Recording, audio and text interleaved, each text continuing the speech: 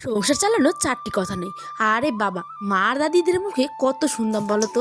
হ্যাঁ, আগে সংসার কর, তারপর বুঝবি সংসারের মর্ম। হ্যাঁ বন্ধুরা, আজ আমি হাড়ে হাড়ে টের পাই এই কথাটার, জানো তো কি করা যাবে। সুপ্রভাত বন্ধুরা, কেমন আছো তোমরা সকলে? আশা করছি ভালো আছো, সুস্থ আছো। উত্তর দিনাজপুর জেলার ছোট্ট একটি গ্রাম থেকে আমি পায়েল, আমি নতুন একটি ভিডিও নিয়ে তোমাদের সাথে চলে এসেছি আবারও অনেকটা গল্প করতে। দেখো, সকালবেলা তো অনেকগুলো কাজ করেছি, তোমরা সেটা আমার বড় ব্লগে অবশ্যই দেখতেই পাবে।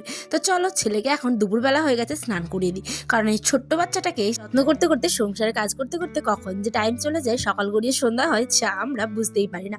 তো চলো, বাবুকে স্নান করিয়ে দিয়ে এখন দিব ঘুমিয়ে। কারণ এখন একদম বাজে হচ্ছে 12টার মতো। কারণ এই ঠান্ডার দিনে দেখো, বিশেষ করে রোদ্রটা কিন্তু চলে যায় হচ্ছে 12টা 1টার মধ্যেই। তাই ওকে ভালো করে স্নান করিয়ে দেখো তেল টেল মালিশ একটুখানি ঘুম পাড়িয়ে দিব। ওই যে বললাম প্রথমেই, মা দাদিরা বলতো আগে সংসার কর, তারপরে বুঝবি সংসারের মর্ম। আগে যখন মারা আমাদের ঘুমোতে বলতো, ইস কি বিরক্ত লাগতো বলতো। আমি ভাবতাম কেন যে এত বকছে। একটুখানি কার্টুন দেখতাম বা একটু বন্ধুদের সাথে গল্প করতাম, তাহলে অন্যরকম ভালো লাগতো, তাই না? কিন্তু ঘুমোলে যে কত উপকার শরীরের দিক থেকে, তা তখন কিন্তু বুঝতাম না। কিন্তু যখন আমি একজন এখন মা, তাই আমি চাই সবসময় যে আমার ছেলের কি করে ভালো হবে। কিন্তু মারাও তো তখন সেই চিন্তাটাই করতে আমাদেরকে নিয়ে, তাই না? যাই হোক, কি করা যাবে, ছেলেকে ওদিকে ঘুম পাড়িয়ে দেবো। তার আগে একটু চুলটা চিরুনি করে নিই। নানান ব্যস্ততার কারণে ভিডিও শ্যুট করা, এডিটিং করা, সমস্ত কিছু ভিডিও রেডি করা, আবার শর্ট ভিডিওর কাজ করা, বাচ্চা সামলানো, বর সামলানো, বরকে রান্না করে খাওয়া পাঠানো, সমস্ত কিছুই কিন্তু একা হাতে আমাকেই করতে হয়। তাই আমি নানান চাপে নিজের যত্ন নিতেই ভুলে যাই দিন দিন। তো যাই হোক, কি করা যাবে, টুকটাক করে যেটুকু পারে সেটুকুই করি। আর তারপরে চলে আসলাম সন্ধ্যের রান্নার জন্য।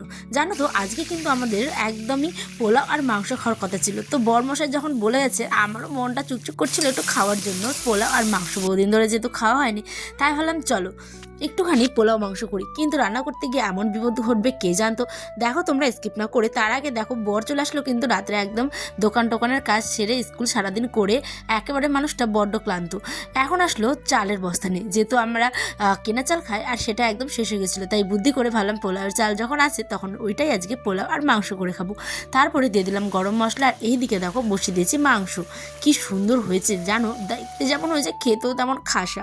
তারপরে দেখো, ওই যে বললাম বিপদ বলে কয়ে আসে না, আমার গ্যাসটা আবার রাত্রে শেষ। তাই একটা ভাগির উনুন দিয়ে রেখেছি, গ্রামের বাড়ি মানে তো ছোটোখাটো একটু উনুন কিন্তু থাকবে। তাহলে চলো, আমাদের আজকে রান্নাটা কিন্তু পোলাও আর মাংস কমপ্লিট। ডিনারটা আমরা এখন খেলা দেখবো আর খাবো সবাই মিলে। তোমরাও কি কি খেলে আজকে রাতে অবশ্যই কিন্তু কমেন্টে জানিয়ে। 8:30টার মতো বাজে, সবাই ওয়েট করে আছে। আমার ছোট্ট আয়নও কিন্তু ওয়েট করে আছে যে কখন মামার রান্না হবে আর সে খাবে। তো চলো বন্ধুরা, টাটা। তোমরা সকলে ভালো থেকো, সুস্থ থেকো। নতুন পরিবারের বন্ধু হয়ে থাকলে অবশ্যই চ্যানেলটা সাবস্ক্রাইব করে পাশে থেকো। আল্লাহ হাফেজ।